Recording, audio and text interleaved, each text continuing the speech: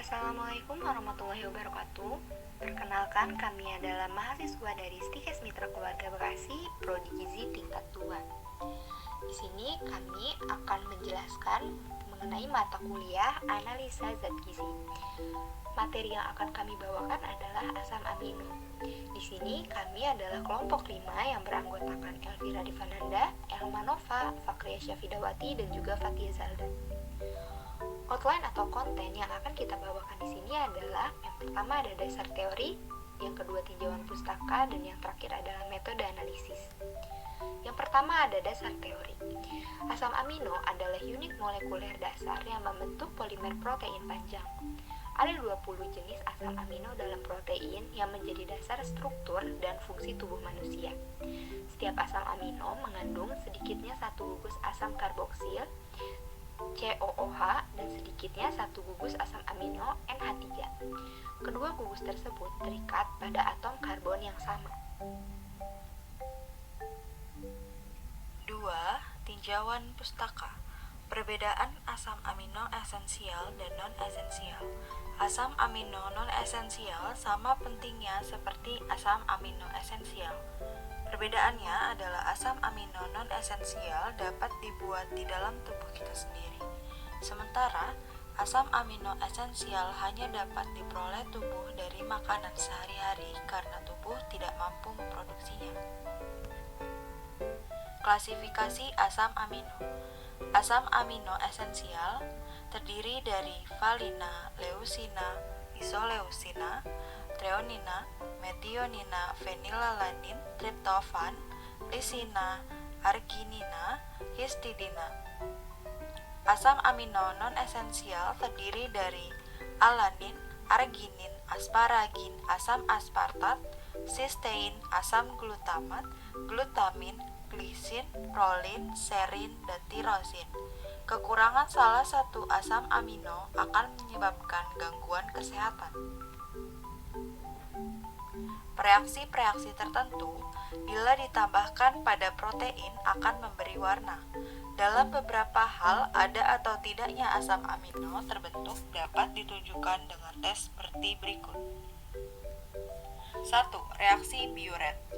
2. Reaksi Milon. 3. Reaksi Santoprotein.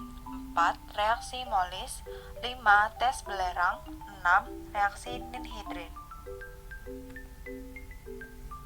Yang ketiga ada analisis. Analisis yang pertama kita menggunakan metode Ninhidrin.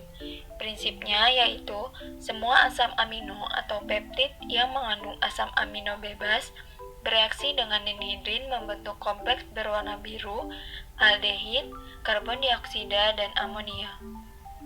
Alat yang digunakan yaitu tabung reaksi, rak tabung reaksi, gelas kimia, alat penangas air, dan pipet tetes. Untuk bahan yaitu ada larutan ninhidrin 0,1%, sampel, kloroform, dan juga etanol. Lalu kita akan melakukan persiapan sampel. Langkah yang pertama yaitu haluskan sampel, masukkan ke Erlenmeyer 100 ml, lalu maserasi dengan 25 ml etanol dan panaskan selama 15 menit.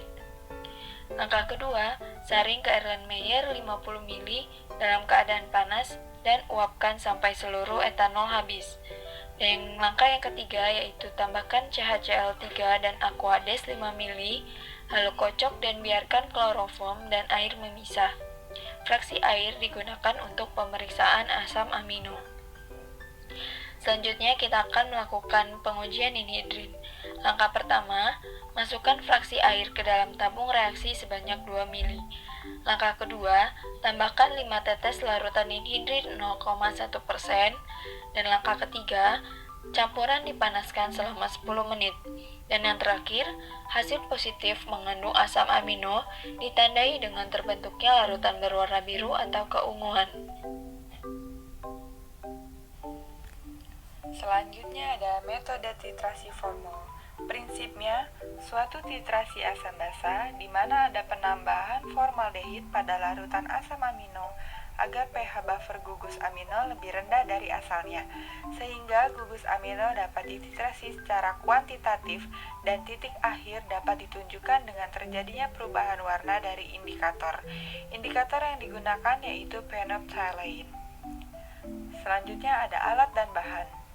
Yang pertama itu ada alat. Neraca analitik, cawan perselen, saringan, labu ukur 100 mili, Erlenmeyer, buret, dan statif. Kemudian ada bahan. Sampel, kalium oksalat, NaOH 0,1 N, aquades, formaldehid 40%, dan phenolphthalein. Selanjutnya ada langkah kerja titrasi formol. Yang pertama, menghaluskan sampel dan menimbang sebanyak 10 gram.